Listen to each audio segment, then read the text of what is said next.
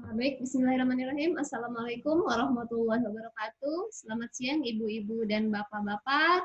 Alhamdulillahirrahmanirrahim, puji dan syukur kita panjatkan kehadirat Allah Subhanahu wa taala yang mana pada kesempatan ini kita bisa bertemu kembali dalam mata kuliah keperawatan reproduksi untuk pertemuan yang kelima. Semoga ibu dan bapak kelas non reguler selalu sehat dan berada dalam lindungan Allah Subhanahu wa taala.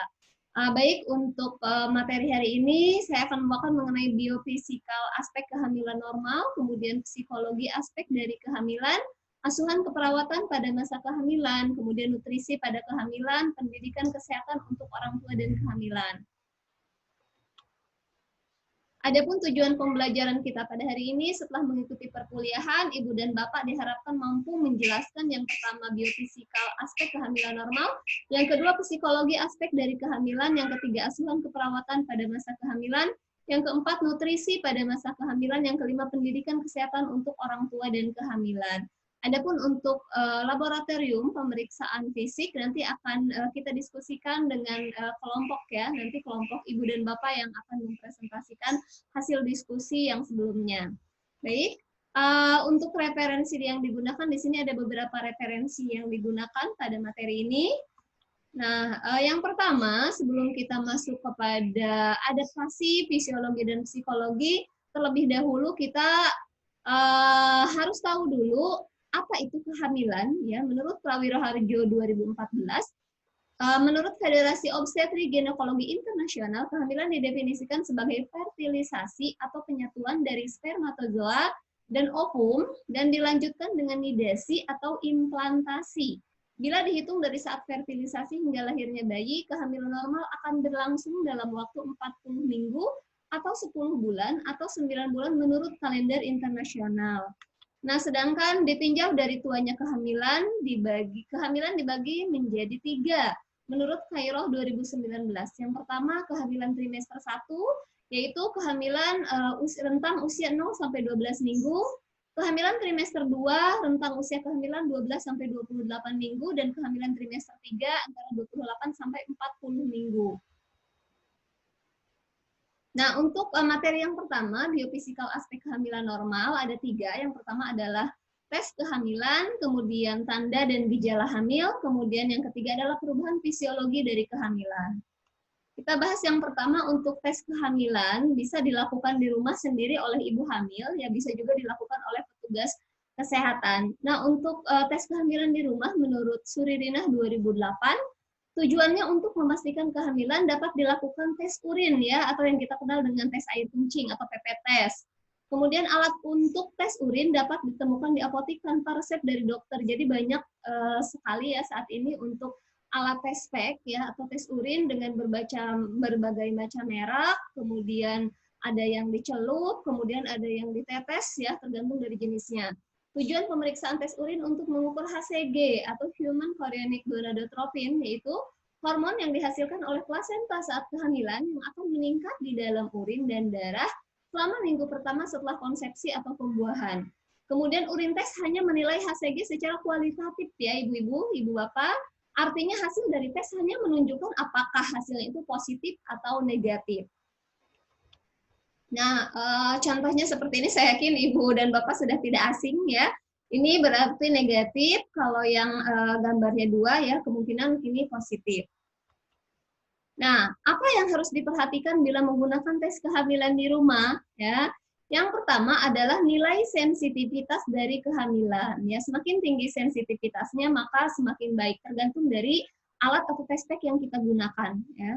Kemudian yang kedua, kadaluarsa tes kehamilan. Nah, pada saat menggunakan kita sarankan kepada klien atau ya atau ibu atau pasangan bahwa sebelum menggunakan lihat dulu kadaluarsa dari alat tes kehamilan tersebut, jangan sampai menggunakan alat yang sudah kadaluarsa.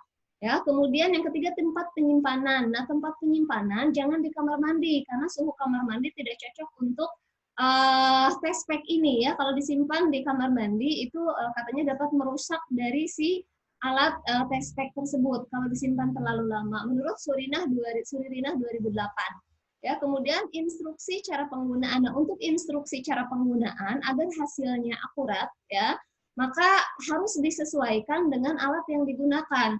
Ya, di dalam alat tersebut sudah ada petunjuk bagaimana cara penggunaannya. Jadi jangan sampai salah, harusnya misalkan ini ditetes air kencingnya ke dalam kertas yang untuk mendeteksi, ini malah dicelup dan sebagainya, misalkan ya kertasnya yang dicelup dan sebagainya. Maka harus disampaikan bagaimana cara penggunaannya.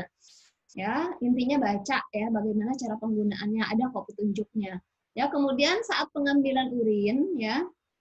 Nah, untuk pengambilan urin yang disarankan adalah urin yang pertama kali, mohon maaf maksudnya pada pagi hari pada saat bangun tidur, ya itu yang disarankan. Kemudian untuk akurasi tes kehamilan, ya tergantung dari semua yang ada di awal ya di atas, tergantung dari kapan waktunya akurasinya seberapa besar, seberapa banyak tergantung dari satu tadi ya. Alat juga menentukan ya, kemudian saat pengambilan urin ya, kemudian cara penggunaan dan sebagainya ya. Kemudian kapan melakukan tes kehamilan ini ya, berarti tadi disarankan untuk mengambilnya di hari 1 sampai ke 5 di saat sudah terlambat menstruasi. Nah, sedangkan pemeriksaan HCG dalam darah itu hanya bisa dilakukan di laboratorium. Ya, pemeriksaan HCG dalam darah akan terdeteksi beberapa hari lebih awal ya dari HCG dalam urin. Pemeriksaan HCG dalam darah adalah mengukur secara kuantitatif nilai dengan angka MIU per ml atau Milli International Unit per mililiter. Ya, pemeriksaan HCG dalam darah hanya dapat dilakukan di laboratorium atau atas permintaan dari dokter. Ya, dokter biasanya akan menyarankan pemeriksaan HCG dalam darah bila tidak cukup data untuk memastikan apakah ibu tersebut hamil atau tidak, atau untuk menilai kemajuan kehamilan pada beberapa kasus tertentu. Nah, ini untuk penilaian hasil pemeriksaan HCG dalam darah menurut Suridinah 2008. Hasil pemeriksaan HCG dalam darah di bawah 5 MIU per mililiter artinya tidak hamil. Namun hasil pemeriksaan antara 5 sampai 25 MIU per ml ada kemungkinan hamil dan tidak, dan harus mengulang pemeriksaan beberapa hari kemudian. Namun hasil pemeriksaan di atas 25 MIU per mililiter artinya hamil. Oke. Baik, selanjutnya kita masuk ke dalam tanda-tanda dugaan hamil atau tanda presumptif. Ya, menurut Manuaba 2014 ada amenore atau tidak mengalami menstruasi sesuai siklus atau terlambat haid. Ya, kemudian yang kedua mengidam atau menginginkan makanan dan minuman tertentu. Yang ketiga mual muntah ya. Kemudian yang keempat payudara tegang dan membesar atau kita kenal dengan mastodinia ya, nyeri, sinkop atau pingsan, kemudian pigmentasi kulit, kemudian epulis atau perdarahan gusi, kemudian varises. Ya, ini tanda dugaan, diduga hamil. Ya. Nah, untuk tanda kemungkinan hamil atau probable menurut Manuaba 2008, yang pertama adalah perut membesar. Biasanya uterus akan membesar kalau usia kehamilannya sudah lebih dari 14 minggu karena adanya masa. Namun, ya tidak selalu perut membesar atau uterus membesar itu adalah mengindikasikan bahwa wanita tersebut hamil. Bisa saja, mohon maaf, kalau misalkan ada kelainan seperti ada kista, ya, salah satu tanda gejala dari perut misalkan tiba-tiba membesar, ya, atau ada infeksi di perut dan sebagainya. Ya, namun mungkin hamil, ya tadi kalau lebih dari usia kehamilan 14 minggu karena sudah ada masa. Kemudian tanda Hegar adalah isthmus uteri menjadi lunak pada saat dilakukan pemeriksaan dalam, kemudian ditekan ya isthmus uterinya menjadi lunak.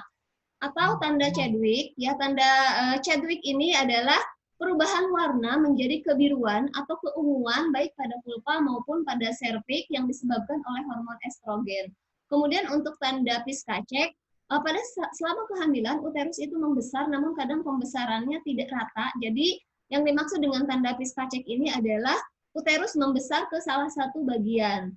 Ya, kemudian tanda Braxton Hicks, ya tanda Braxton Hicks ini adalah tanda apabila uterus dirangsang, ya mudah berkontraksi. Nah, hal ini tidak, walaupun uterusnya membesar, perut membesar, namun hal ini tidak akan terjadi. Contohnya misalkan pada kasus miom, ya.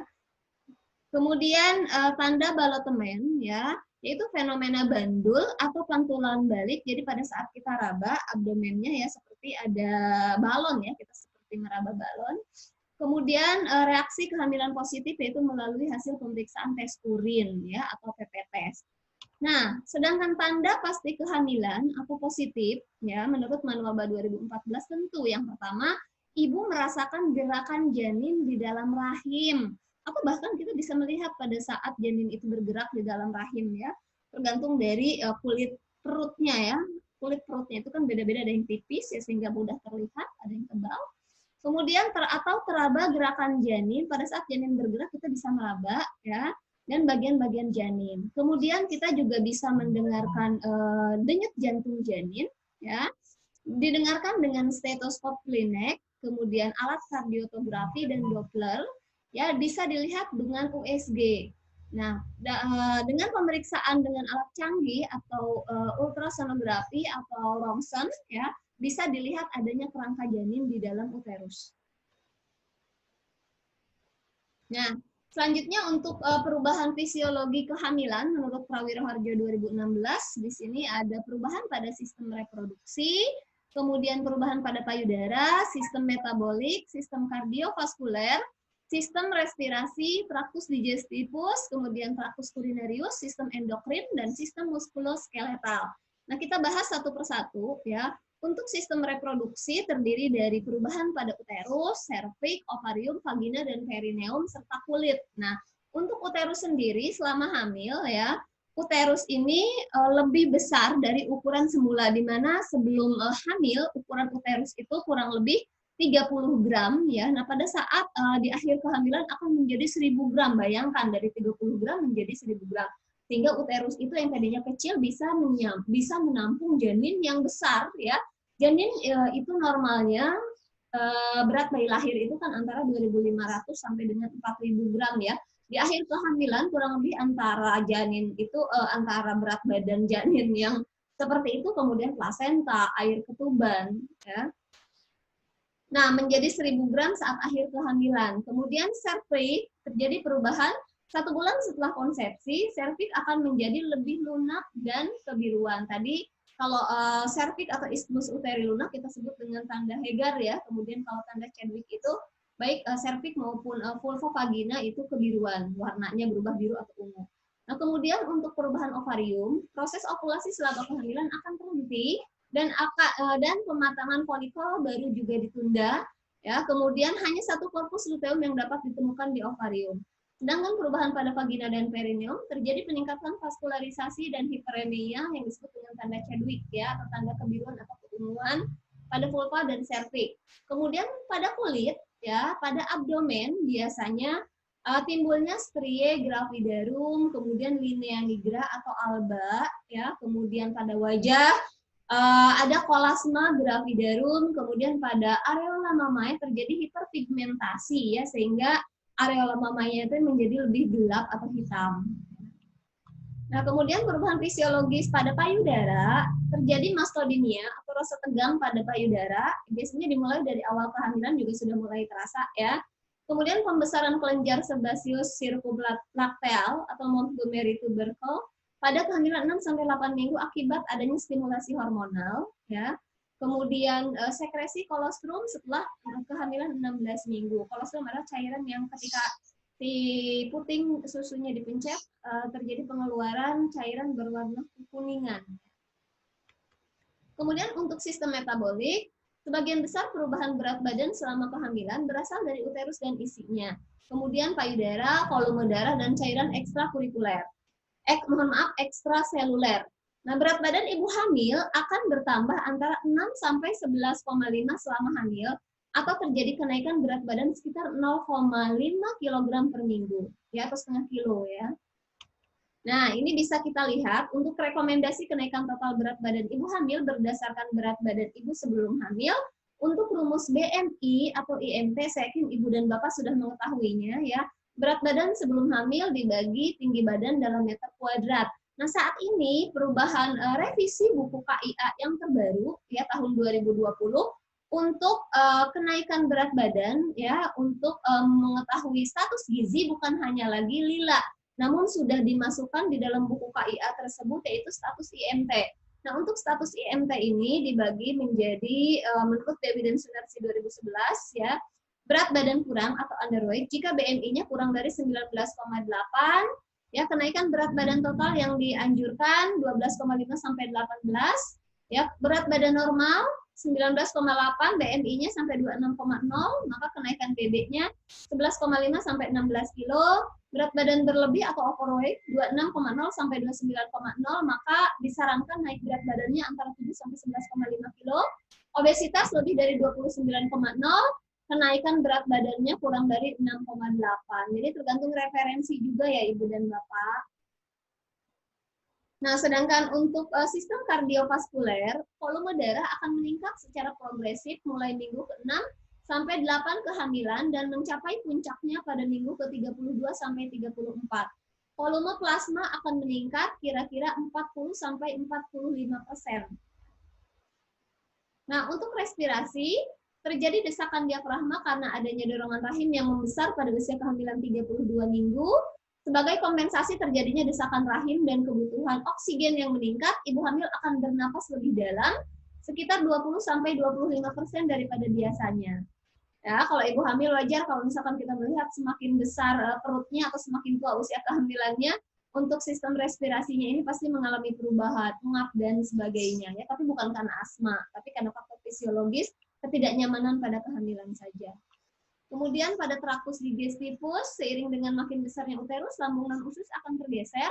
Mual terjadi akibat penurunan asam hidroklorid dan penurunan motilitas, serta konstipasi sebagai akibat penurunan motilitas usus besar. Gusi akan menjadi lebih hiperemis dan lunak. Ya. Epulis selama kehamilan akan muncul. Hemoroid juga merupakan suatu hal yang sering terjadi sebagai akibat tadi karena adanya konstipasi dan peningkatan tekanan vena pada bagian bawah karena pembesaran uterus.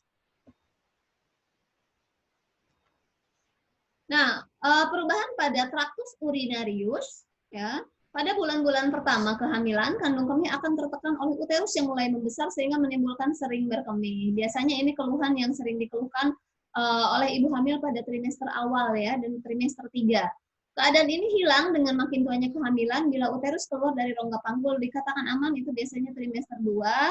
Pada akhir kehamilan jika kepala janin sudah mulai turun ke pintu atas panggul, keluhan itu akan muncul kembali ya. Karena logikanya pada awal kehamilan sama akhir kehamilan, uterus yang semakin membesar dia akan menekan kandung kencing atau kandung kemih ya. Sehingga kandung kemihnya akan terangsang untuk BAK ya, ada keinginan untuk pipis ya sehingga sering BAK. Kemudian sistem endokrin selama kehamilan normal, kelenjar hipofisis akan membesar kurang lebih 135%. Pada perempuan yang mengalami hipofisektomi, persalinan dapat berjalan dengan lancar, namun sebetulnya organ ini tidak terlalu penting ya kalau untuk perempuan hamil. Hormon prolaktin akan meningkat 10 kali lipat pada saat kehamilan aterm. Nah, untuk sistem muskuloskeletal ya, ibu hamil karena perutnya yang semakin membesar, ya biasanya terjadi lordosis progresif, ya, di mana ini merupakan gambaran karakteristik pada kehamilan normal akibat kompensasi dari pembesaran uterus ke posisi anterior. Lordosis menggeser pusat daya berat ke belakang ke arah dua tungkai.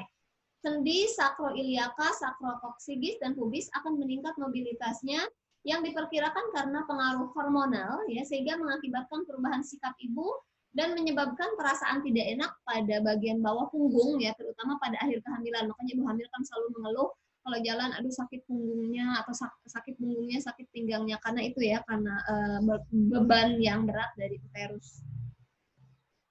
Nah, kemudian selanjutnya kita masuk ke faktor psikologis ya terutama untuk persepsi dan pengaruh budaya tentang kehamilan. Hasil riset etnografi kesehatan tahun 2012 di 12 etnis di Indonesia menunjukkan masalah kesehatan ibu dan anak yang terkait dengan budaya kesehatan sangat memprihatinkan. Keharusan untuk tetap bekerja keras ya sampai mendekati persalinan bagi ibu hamil juga sangat membahayakan baik bagi ibu maupun janinnya. Pemotongan tali pusat dengan sembilu atau bambu yang ditipiskan berfungsi sebagai pisau ya masih banyak digunakan untuk memotong tali pusat bayi yang baru dilahirkan.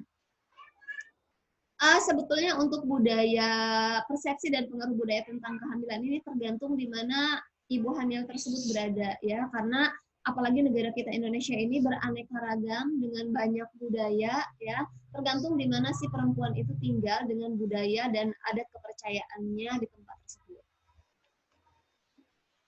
Nah, beberapa kepercayaan yang ada, seperti contoh di Jawa Tengah, di antaranya ibu hamil pantang makan telur, karena akan mempersulit persalinan katanya, dan pantang makan daging karena akan menyebabkan perdarahan yang banyak. Padahal kita tahu telur itu proteinnya tinggi, kemudian daging juga zat besinya tinggi, proteinnya tinggi, itu yang dibutuhkan oleh tubuh. Ya, kalau misalkan tidak makan, hanya makan sayur saja, berarti hanya dapat vitamin. Misalkan, sedangkan kita tahu protein tinggi, zat besi yang tinggi itu adanya di telur dan daging, terutama unggas. Ya.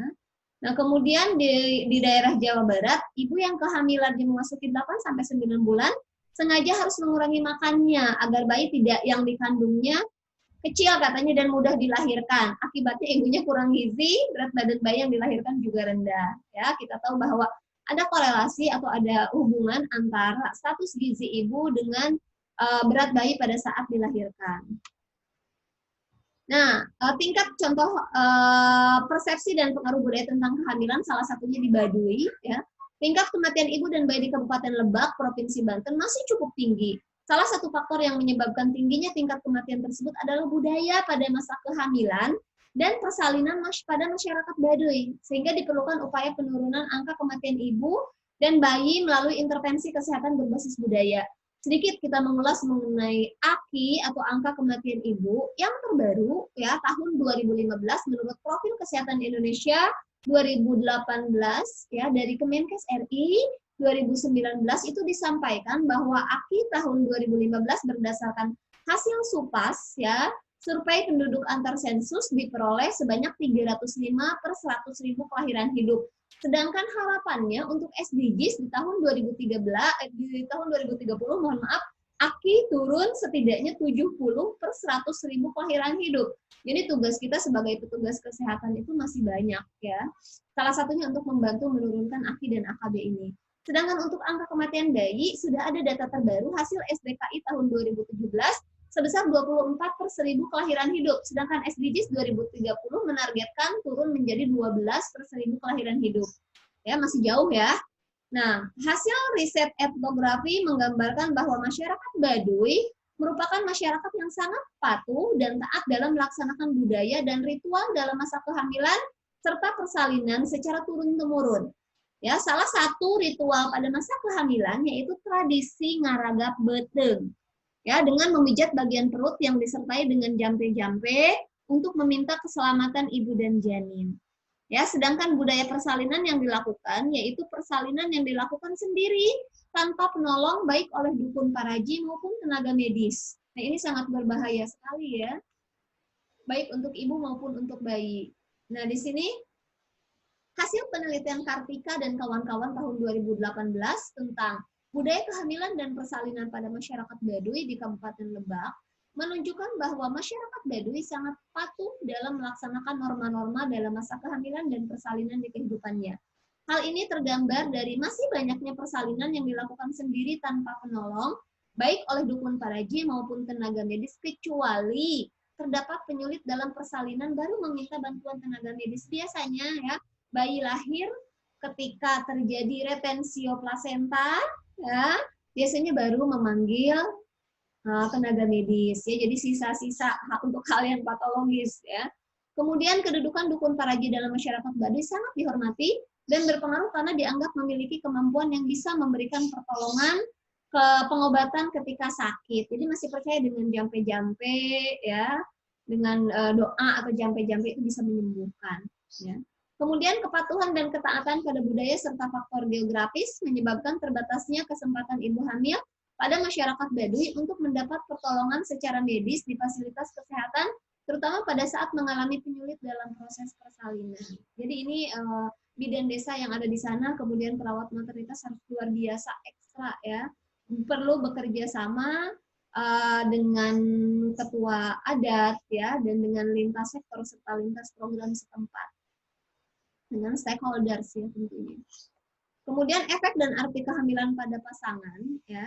Di sini suami merasakan perubahan tubuh pasangannya biasanya pada kehamilan 8 bulan sampai 3 bulan setelah melahirkan, yang tadinya langsing ya karena proses kehamilan kok istri saya menjadi gemuk, misalkannya karena memang hamil ya namanya juga.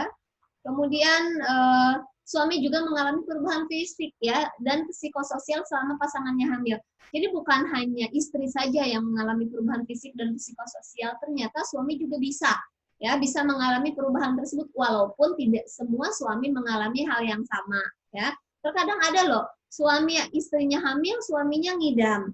Ya, istrinya muntah, suaminya ikut turun berat badannya karena melihat istrinya tidak nafsu makan, suami juga ikut tidak nafsu makan. Ya, kemudian anak yang akan dilahirkan merupakan perpaduan dari 3 hubungan, yaitu hubungan ibu dengan pasangannya, hubungan ibu dengan janinnya yang berkembang, hubungan individu dengan individu yang unik dan anak. Ibu tidak pernah lagi merasa sendiri. Nah, tugas yang harus dilakukan oleh seorang wanita atau pasangan dalam kehamilan adalah yang pertama, percaya bahwa ibu hamil dan berhubungan dengan janin dalam satu tubuh. Jelas ya, dalam satu tubuh ya ada 2 ya. Kalau ibu tidak hamil kan sendiri, kalau selama ibu hamil, ibu dan janin ya. Persiapan terhadap pemisahan secara fisik pada kelahiran janin. Yang ketiga, penyelesaian dan identifikasi kebingungan seiring dengan peran transisi untuk persiapan fungsi keluarga. Nah, reaksi umum terhadap kehamilan biasanya berbeda pada setiap trimester. Trimester 1, ambivalen, takut, fantasi, khawatir. Trimester 2, perasaan lebih enak, kemudian meningkatkan perlunya mempelajari perkembangan dan pertumbuhan janin, kadang egosentrik dan self-centered. Kemudian trimester 3, berperasaan aneh, sembrono, tidak suka berdandan, menjadi lebih introvert, berefleksi terhadap pengalaman masa kecil. Nah, untuk yang penerapan proses keperawatan pada aspek psikososial pada kehamilan normal nanti akan kita bahas pada diskusi. Ya. Nah, kemudian untuk asuhan keperawatan pada masa kehamilan, ini sebelumnya sudah kita bagi kelompok, nanti bersamaan dengan penerapan proses keperawatan, ini seperti apa, ya nanti untuk aspek sosial dan dalam kehamilan normal, nanti akan kita bahas bersama 6 kelompok yang akan Ibu-Ibu presentasikan hari ini. Ya. Nah, selanjutnya adalah nutrisi pada ibu hamil, ya. Mohon maaf, sebelum nutrisi pada ibu hamil, di sini ada perubahan ya. Perubahan pelayanan pada ibu hamil yang tadinya minimal 4 kali pemeriksaan kehamilan selama hamil ya di Indonesia berdasarkan sosialisasi dari Kemenkes RI ya tanggal 11 Juni 2020 melalui webinar disampaikan bahwa terjadi perubahan dalam buku KIA untuk pemeriksaan kehamilan yang tadinya 4 kali minimal menjadi minimal 6 kali. 6 kali apa saja perubahannya? Yaitu 2 kali pada trimester pertama, 1 kali pada trimester kedua, dan 3 kali pada trimester ketiga. Nah, untuk yang 6 kali ini minimal disarankan ada 4 kali diperiksa ke bidan dan 2 kali ke dokter kandungan. Ya. Nah, kita bisa memberikan komunikasi, informasi, dan edukasi pada ibu hamil untuk porsi makan dan minum ibu hamil untuk kebutuhan sehari-hari. Ya, untuk nutrisi ibu hamil di sini ada perubahan dari buku KIA 2015 dan 2020, bahwa kita tahu bahwa hampir semua ibu hamil itu harusnya ya memiliki buku KIA. Nah, kita bisa memberikan KIA dengan menggunakan buku KIA yang ibu miliki. Ya, jadi di dalam buku KIA tersebut ada beberapa hal atau KIE untuk nutrisi pada ibu hamil yang bisa kita sampaikan ya, khususnya mengkonsumsi menu gizi seimbang. Ya, menu gizi seimbang itu berarti artinya makanan yang ibu konsumsi itu memenuhi semua kebutuhan gizi yang diperlukan oleh tubuh. Terdiri dari ada karbohidratnya, ada vitaminnya, ada proteinnya, ada lemaknya, ada mineralnya. Ya, jadi semuanya lengkap, proporsional, sesuai dengan porsinya, tidak terlalu banyak dan tidak terlalu sedikit. Nah, ini menunya. Bisa kita lihat untuk bahan makanan, misalkan karena makanan khas orang Indonesia, walaupun tidak semuanya ya, namun sebagian besar untuk karbohidrat itu memakan nasi, ya, atau makanan pokok ya, bisa jagung, bisa gandum, kentang, dan sebagainya lah. Ya. Nah, untuk ibu hamil trimester 1, 2, 3 ini dibedakan. Untuk trimester 1, ini adalah 5 porsi nasi per hari. Ya, ibu hamil trimester 2 dan 3 lebih banyak, yaitu 6 porsi per hari. Untuk satu porsi nasi ini sama dengan 100 gram atau 3/14 nasi. Ya, nah, yang kedua adalah protein hewani seperti ikan, telur, ayam dan lainnya. Ya, untuk ibu hamil trimester 1 4 porsi, ya, trimester 2 3 juga sama ya. Jadi untuk protein ini tidak ada perubahan porsi kecuali tadi karbohidrat atau nasi, ya. Nah, satu porsinya sama dengan 50 gram atau satu potong sedang ikan, ya. Kemudian satu porsinya sama dengan 55 gram atau satu butir telur ayam. Berarti kalau 4 porsi, 4 butir telur sehari, ya, yang disarankan. Kemudian ikan 4 potong sedang, ya. Nah, kemudian protein nabati seperti tempe, tahu dan lainnya ini sangat mudah didapat, ya. Baik di kampung maupun di kota juga banyak. Nah, 4 porsi juga, baik trimester 1, 2, 3. Ya, satu porsi itu sama dengan 50 gram atau satu potong sedang tempe, satu porsi tahu 100 gram atau 2 potong sedang tahu. Nah, untuk sayur-sayuran 4 porsi juga, ya. Ini porsi menu ini sudah disesuaikan dengan menu gizi seimbang pada ibu hamil, ya. Nah, satu porsi sama dengan 100 gram atau satu mangkuk sayur matang tanpa kuah. Nah, sedangkan untuk buah-buahan 4 porsi, ya, baik di sini disarankan pepaya maupun pisang, ya. Satu porsinya sama dengan 100 gram atau satu potong sedang pisang. Satu porsi 100 sampai 190 gram atau satu potong besar pepaya. Untuk minyak atau lemak ini disarankan tidak terlalu banyak, ya, cukup 5 porsi untuk semua trimester. Satu porsinya sama dengan 5 gram atau 1 sendok teh yang bersumber dari mana saja, dari pengolahan makanan seperti menggoreng, kemudian menumis, dari santan, dari kemiri, dari mentega, dan sumber lemak lainnya. Sedangkan untuk gula, gula cukup 2 porsi ya setiap hari maksimal 2 porsi, baik trimester 1 maupun 2, 3. Ya, satu porsinya itu sama dengan 10 gram atau 1 sendok makan bersumber dari kue-kue manis. Jadi bukan hanya gula utuh ya, bisa dari kue manis juga, minum teh manis dan lain-lain. Nah, sedangkan untuk pola minum ya disarankan minum air putih sebanyak 8 sampai 12 gelas per hari untuk ibu hamil ya. Kalau buku KIA 2015 itu menyarankan 10 gelas, tapi untuk revisi buku KIA yang terbaru 2020 adalah 8 sampai 12 gelas per hari. Nah, selanjutnya untuk pendidikan kesehatan untuk orang tua dan kehamilan, ini ada edukasi untuk mencapai kenyamanan selama kehamilan. Yang pertama adalah proses keperawatan. Jadi untuk proses keperawatan ini, selama beberapa minggu asuhan prenatal, ya, perawat memiliki banyak kesempatan untuk membantu wanita menjadi lebih nyaman ya selama kehamilannya. Nah, sakit dan nyeri adalah keadaan yang sangat umum terjadi selama kehamilan, ya. Banyak wanita tidak menyadari bahwa tersedia pengobatan untuk keluhan mereka atau penata laksanaan untuk keluhan mereka ya. Yang pertama, perawat bisa melakukan pengkajian ya, di mana pengkajian prenatal harus meliputi observasi postur tubuh ya. Kemudian di sini riwayat menyeluruh mengenai ketidaknyamanan klien, karena ketidaknyamanan tiap semester ini secara teori itu berbeda-beda ya. Kita bisa kaji ada ketidaknyamanan yang ibu rasakan ya. Kemudian kalau misalkan ada ketidaknyamanan, tanyakan apa saja ketidaknyamanan yang ibu alami. Jika ada, kemudian wanita telah menemukan dan dapat meredakan ketidaknyamanan tersebut. Jadi itu tugas kita. Ketika wanita si ibu hamil tersebut mengatakan memiliki, setelah dilakukan pengkajian, memiliki ketidaknyamanan seperti misalkan sering buang air kecil, terutama pada malam hari. Kemudian pada saat respir nafas ya agak ngap, tapi bukan dia tidak punya asma dan sebagainya karena faktor ketidaknyamanan. Kemudian misalkan nyeri pinggang bagian belakang di usia kehamilan trimester 3 ya. Nah, itu sebagai perawat, ibu dan bapak harus bisa memberikan asuhan bagaimana cara meredakan atau mengatasi nyeri yang disebabkan oleh ketidaknyamanan secara fisiologis pada kehamilan tersebut. Nah, kemudian selanjutnya adalah diagnosis keperawatan. Nah, kemungkinan diagnosis keperawatan yang berhubungan dengan kenyamanan wanita selama kehamilan meliputi yang pertama biasanya nyeri di bagian punggung bawah yang berhubungan dengan kelemahan otot abdomen, postur tubuh yang buruk, contoh postur tubuh yang buruk. Biasanya kalau tidak hamil kan pada saat bangun tidur itu langsung aja ya terlentang. Nah, itu akan menyebabkan sakit pinggang, apalagi kalau usia kehamilannya sudah besar, salah posisi seperti itu akan merugikan ibu hamil.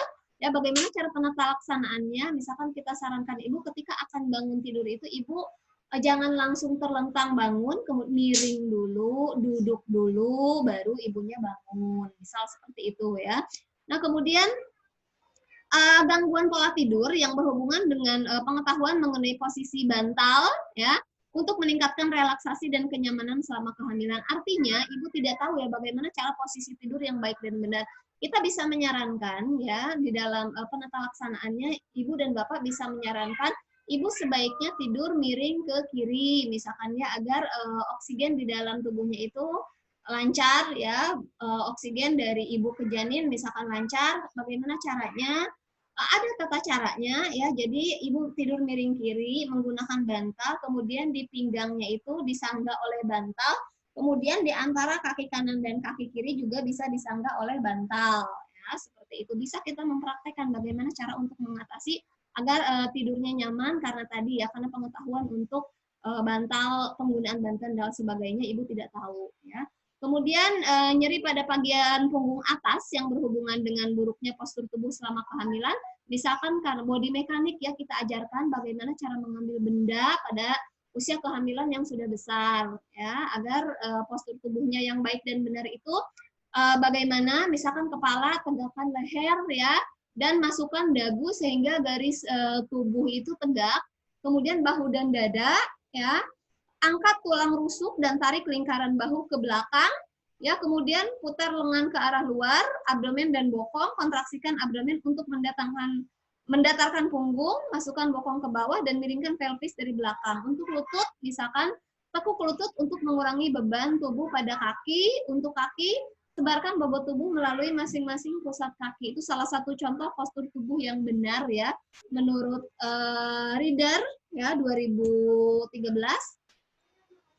Nah, kemudian untuk yang biasanya ketidaknyamanan lain yang berhubungan adalah pembengkakan di kaki atau edema ya. Untuk pembengkakan di kaki, cara mengatasinya misalkan pada saat tidur posisi kaki lebih tinggi dari kepala ya.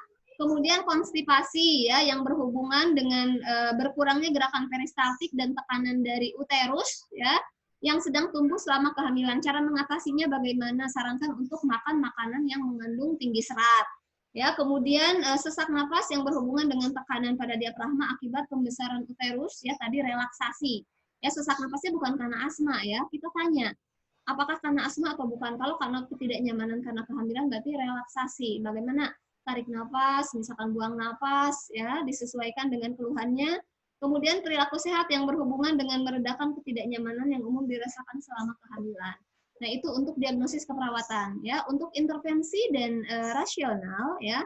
Tadi setelah mengidentifikasi ketidaknyamanan wanita atau ibu hamil, langkah selanjutnya merencanakan strategi penyuluhan atau KIE apa yang akan disampaikan disesuaikan dengan diagnosis disesuaikan dengan hasil pengkajian dan diagnosis keperawatan yang ibu dan bapak temukan ya. Nah, kemudian untuk evaluasi perawat harus realistis dalam mengevaluasi hasil intervensi keperawatan ya. Tidak mungkin semua ketidaknyamanan wanita dapat diredakan ya, tetapi beberapa perbaikan meskipun sementara ya itu dapat membantu ya diharapkan dapat membantu mengurangi ketidaknyamanan yang dirasakan oleh ibu hamil tersebut ya. Kemudian untuk postur dan mekanika tubuh ya. Nah, ini untuk postur dan mekanika tubuh kita ajarkan bagaimana cara melakukan body mekanik yang baik dan benar.